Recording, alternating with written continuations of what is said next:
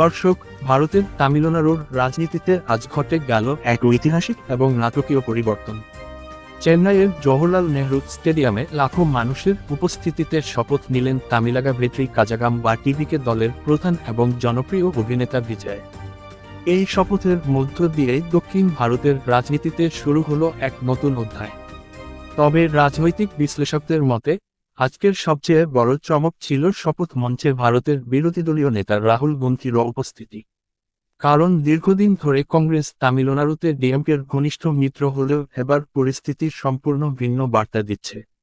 শপথ অনুষ্ঠানে বিজয় এবং রাহুল গান্ধীর হাসিমুখে করমর্দন, ঘনিষ্ঠ আলাপ এবং একসঙ্গে উপস্থিতি নিয়ে এখন জোর আলোচনা চলছে পুরো ভারতে। রাজনৈতিক মহলের ধারণা, কংগ্রেস এবং টিভিকে এর মধ্যে ভবিষ্যতের বড় কোনো সমঝোতার ইঙ্গিতও মিলেছে আজকের মঞ্চ থেকেই। বিশ্লেষকরা বলছেন, কংগ্রেস এখন দক্ষিণ ভারতে নিজেদের অবস্থান আরও শক্ত করতে চাইছে। আর সেই লক্ষ্যেই তারা নতুন প্রজন্মের জনপ্রিয় মুখ বিজয়কে ঘিরে নতুন রাজনৈতিক সমীকরণ গড়তে আগ্রহী। কারণ খুব অল্প সময়ের মধ্যেই বিজয় তরুণ ভোটার, নারী ভোটার এবং সংখ্যালঘু সম্প্রদায়ের বড় অংশের সমর্থন আদায় করতে সক্ষম হয়েছেন। তার ক্লিন ইমেজ এবং সিনেমা জগতের বিশাল জনপ্রিয়তাও রাজনৈতিক শক্তিতে পরিণত হয়েছে। অন্যদিকে ডিএমকের সঙ্গে কংগ্রেসের সম্পর্ক নিয়েও তৈরি হয়েছে নতুন প্রশ্ন। যদিও আনুষ্ঠানিকভাবে জোট ভাঙার ঘোষণা আসেনি, তবে আজকের ঘটনা প্রবাহ স্পষ্টভাবে বুঝিয়ে দিচ্ছে, তামিলনাড়ুর রাজনীতিতে পুরনো সমীকরণ দ্রুত বদলে যাচ্ছে। রাজনৈতিক পর্যবেক্ষকদের মতে রাহুল গান্ধী খুব ভালো করেই বুঝতে পারছেন যে আগামী লোকসভা নির্বাচন সামনে রেখে দক্ষিণ ভারতে শক্ত অবস্থান তৈরি করা ছাড়া দিল্লির ক্ষমতার লড়াই কঠিন হয়ে যাবে। আর সেই কারণেই থালাপতি বিজয়ের উত্থানকে কংগ্রেস বড় সুযোগ হিসেবে দেখছে।